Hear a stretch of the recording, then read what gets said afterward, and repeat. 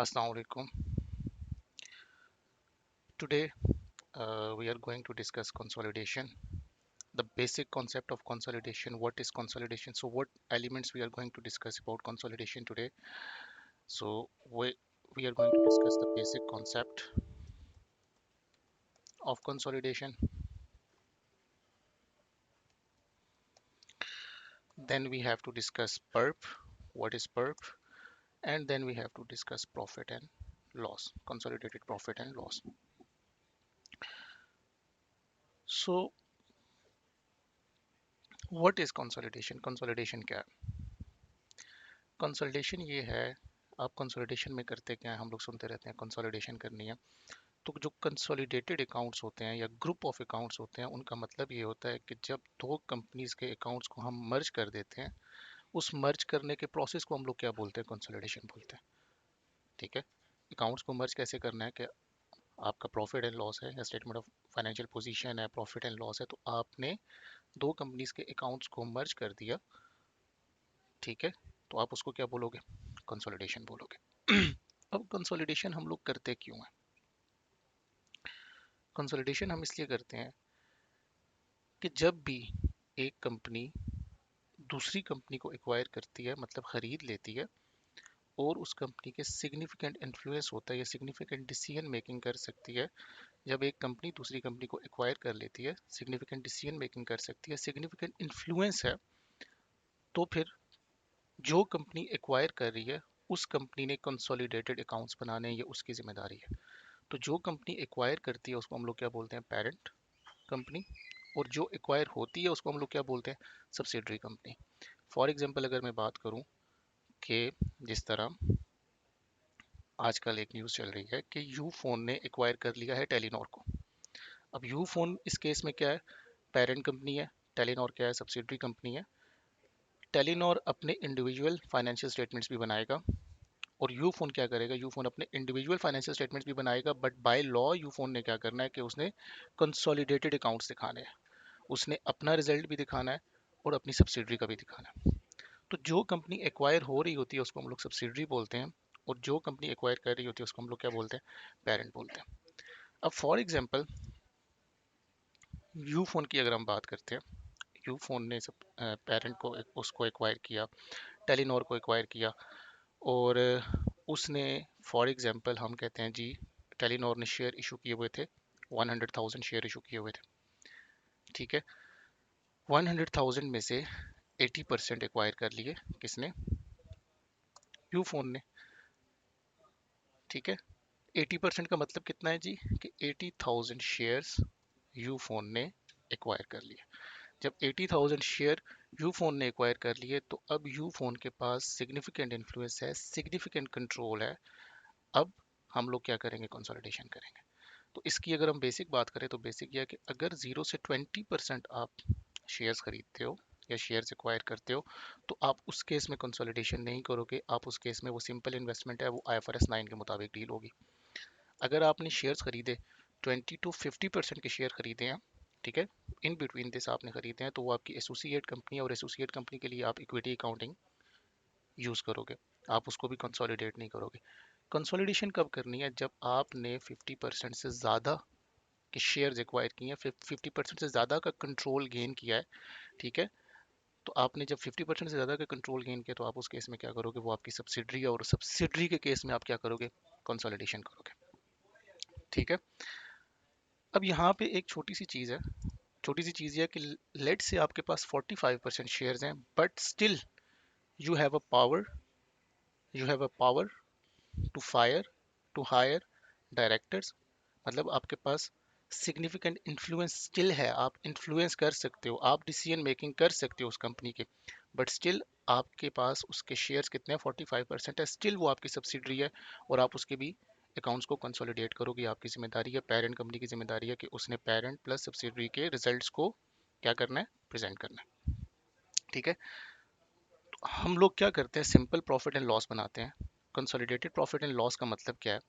Consolidated profit and loss का मतलब यह है कि आपने पेरेंट का रेवेन्यू उठाना है और सब्सिडरी का रेवेन्यू उठाना है, इनको आपस में मर्ज करके जो टोटल आपके पास रेवेन्यू बनेगा वो आप प्रेजेंट करोगे for all elements. Revenue, cost of good sold, expenses. ठीक है, फिर इसी तरह फाइनेंशियल स्टेटमेंट्स में अगर आप चाहते हो तो फाइनेंशियल स्टेटमेंट्स में आप एसेट्स, लाइबिलिटीज, इक्विटी सिर्फ पेरेंट की हम यूज़ करेंगे जब हम बैलेंस शीट के बारे में पढ़ेंगे या फाइनेंशियल पोजीशन के बारे में पढ़ेंगे तो हम उसमें इसको डिस्कस करेंगे। ठीक है, अच्छा, यहाँ तक तो हमारी बात होगी। ठीक है, अब कुछ चीज़ें ऐसी होती हैं कि हम लोग क्या करते हैं, हम लोग ये करते हैं, अगर मैं सिंपल अगर प्रॉफिट एंड लॉस की बात करूं तो कंसोलिडेटेड प्रॉफिट एंड लॉस की बात करूं तो हमने क्या करना है, रेवेन्यू पी प्लस एस करना है।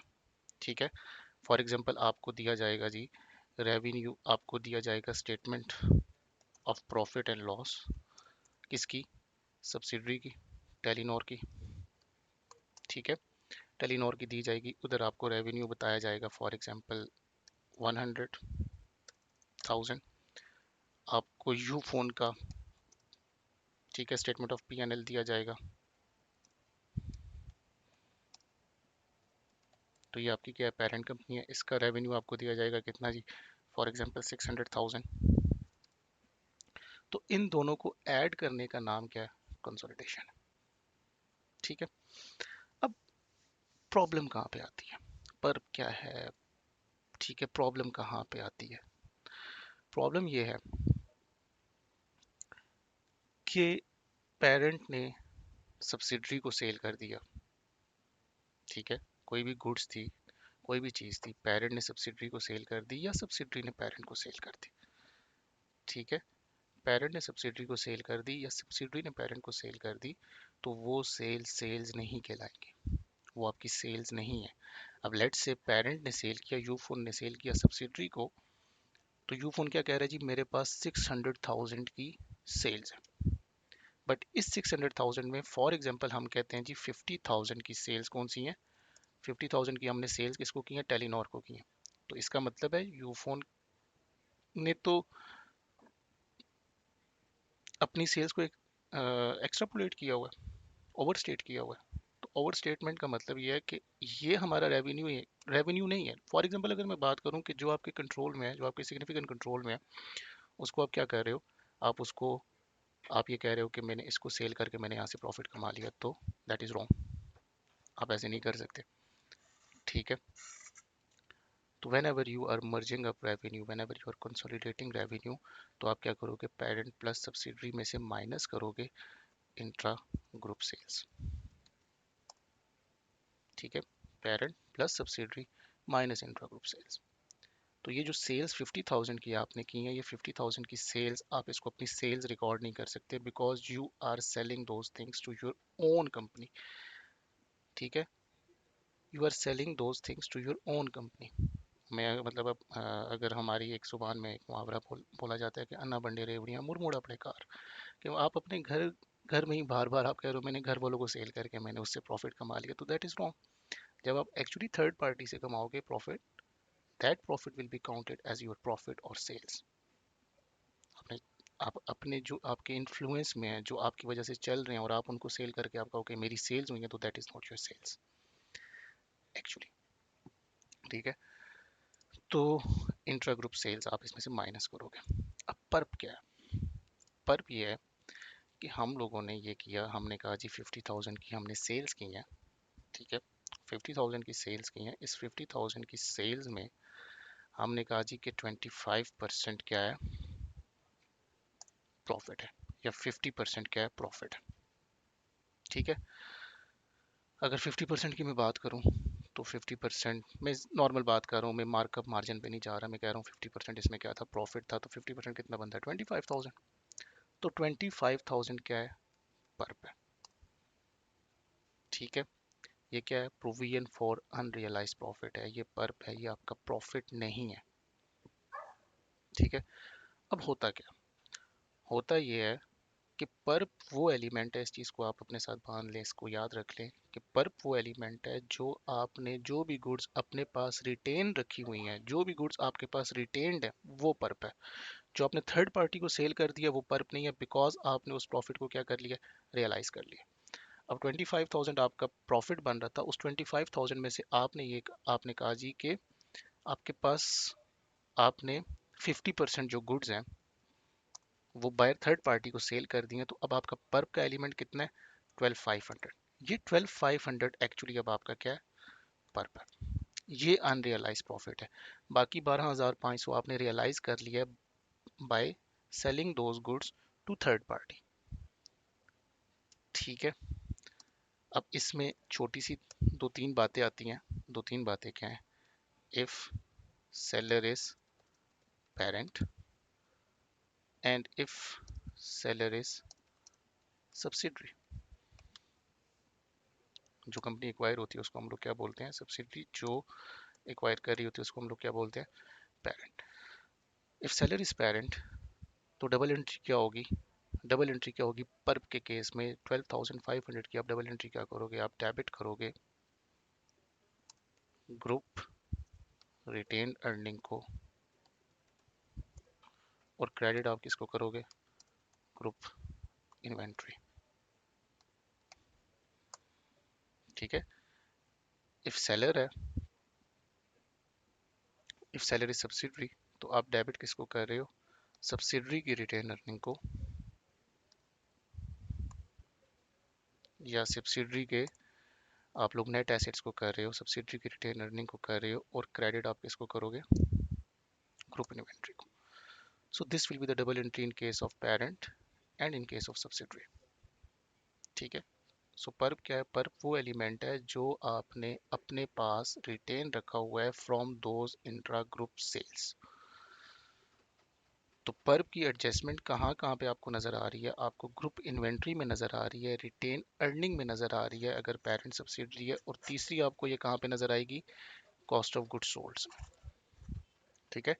कॉस्ट ऑफ गुड्स सोल्ड क्या है? P plus S minus intra group sales plus PURP. ठीक है। प्लस पर्प को आप क्या करेंगे?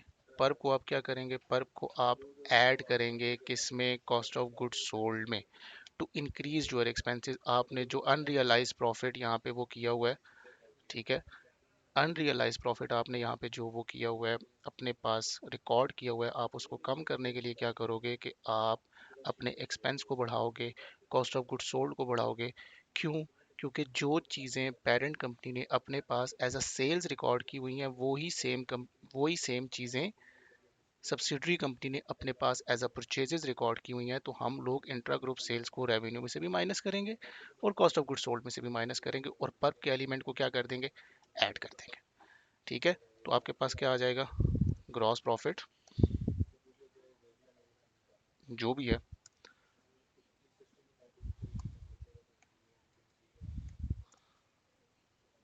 आपके पास क्या आ जाएगा? Gross profit.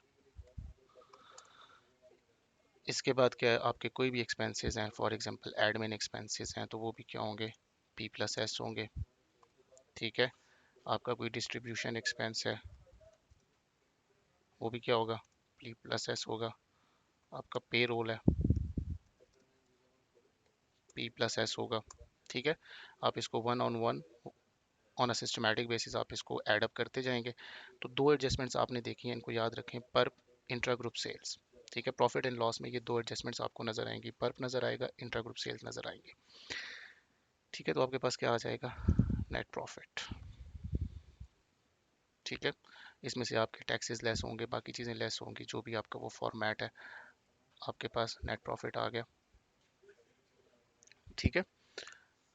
अब जो भी आपका प्रॉफिट आता है वो डिस्ट्रीब्यूट कैसे होगा? डिस्ट्रीब्यूट करने से पहले मैं एक चीज़ पे जाना चाहूँगा, वो ये चीज़ है कि जो आपने सब्सिडरी का रेवेन्यू लेना है, सब्सिडरी की कॉस्ट ऑफ गुड्स सोल्ड लेनी है, सब्सिडरी का एडमिन एक्सपेंस लेना है, डिस्ट्रीब्यूशन लेना है, पेरोल लेना है, कोई भी एक्सपेंस लेना है सब्सिडरी का, वो क्या चीज़ लेनी है? आपने पोस्ट एक्विजिशन लेनी है। फॉर प्रॉफिट एंड लॉस आपने पोस्ट एक्विजिशन आपने लेनी है। पोस्ट एक्विजिशन का मतलब क्या है कि आपने सब्सिडरी को एक्वायर कब किया? अब लेट से आपने सब्सिडरी को एक्वायर किया है मार्च में, मार्च 2025 में, और आपका ईयर एंड क्या है? आपने आपकी कंपनी ग्रुप का ईयर एंड क्या है? ईयर एंड है आपकी ग्रुप का 30 जून 2023, सॉरी 25। तो आपने ईयर एंड से कितना टाइम पहले आपने एक्वायर किया कंपनी को? आपने 3 मंथ्स पहले एक्वायर किया, ठीक है। तो कितने, मार्च, अप्रैल, मई, जून, 4 मंथ्स पहले आपने एक्वायर किया, ठीक है। तो 4 मंथ्स पहले आपने एक्वायर किया, तो सब्सिडरी का जो भी रेवेन्यू लेंगे, सब्सिडरी का जो भी कॉस्ट ऑफ गुड्स सोल्ड लेंगे, सब्सिडरी का जो भी एडमिन एक्सपेंस लेंगे, उसको आप प्रो रेट करेंगे। आपको जो सब्सिडरी का ये रेवेन्यू दिया गया है, ये पूरे 12 मंथ्स का है, तो आपने यहाँ पे क्या करना है, पी प्लस एस में क्या करना है, आपने करना है मल्टीप्लाई बाय 4/12। आपको 4 मंथ्स का रिजल्ट चाहिए, ठीक है। सेम काम आपने कॉस्ट ऑफ गुड सोल्ड में भी करना है, ठीक है। सेम काम आपने कॉस्ट ऑफ गुड सोल्ड में भी करना है। आपने इसको प्रोरेट करना है। प्रोरेट करने का तरीका क्या है कि आपको 4 मंथ्स का प्रॉफिट चाहिए, 4 मंथ्स का रेवेन्यू चाहिए, तो मल्टीप्लाई बाय 4/12, मल्टीप्लाई बाय 4/12। लाजमी नहीं है कि इसी तरह अगर वो एक्वायर करता है इसको अक्टूबर 2024 में, ठीक है, तो फिर कितना हो जाता, फिर आप अक्टूबर से ऑनवर्ड करेंगे, अक्टूबर, नवंबर, दिसंबर, जनवरी, फरवरी, मार्च, अप्रैल, मई, जून, 9 मंथ्स। फिर आपको सब्सिडरी के कितना रेवेन्यू ऐड करना है, 9/12। कॉस्ट ऑफ सेल्स कितनी ऐड करनी है, 9/12, और ये थ्रू आउट चलेगा, मैं पूरा नहीं लिख रहा नीचे, तो यहाँ पे भी 4/12 हो जाएगा, ठीक है। सब्सिडरी के रिजल्ट्स को, सब्सिडरी के रिजल्ट्स को आई एम रिपीटिंग दिस, ठीक है। तो एक चीज़ याद रखना, क्वेश्चन में देखना कि जब भी प्रॉफिट एंड लॉस की, अगर वो प्रॉफिट एंड लॉस के एलिमेंट्स की बात करता है, रेवेन्यू की बात करता है, कॉस्ट ऑफ गुड सोल्ड की बात करता है, एक्सपेंसेस की बात करता है, so you have to note when this subsidiary was acquired. हमने सब्सिडरी को एक्वायर कब किया? It if that is acquired several year ago, तो फिर दैट मीन्स कि आप उसको प्रोरेट नहीं करेंगे कि बहुत साल पहले एक्वायर किया, तो अब पूरे पूरा साल आप उसको वो करते रहेंगे। But that is acquired in this year, और इसी ईयर में आपने इस डेट को आपने एक्वायर किया, तो फिर आपने थोड़ा सा देखना होगा कि आपने ईयर एंड से कितने टाइम पहले उसको एक्वायर किया, तो आपको वो रिजल्ट्स चाहिए जो पोस्ट एक्विजिशन है। पोस्ट एक्विजिशन का मतलब एक्विजिशन के बाद के, ठीक है। तो अब प्रॉफिट एंड लॉस के लिए एक छोटा सा क्वेश्चन कर लेते हैं, देन वी विल कंक्लूड।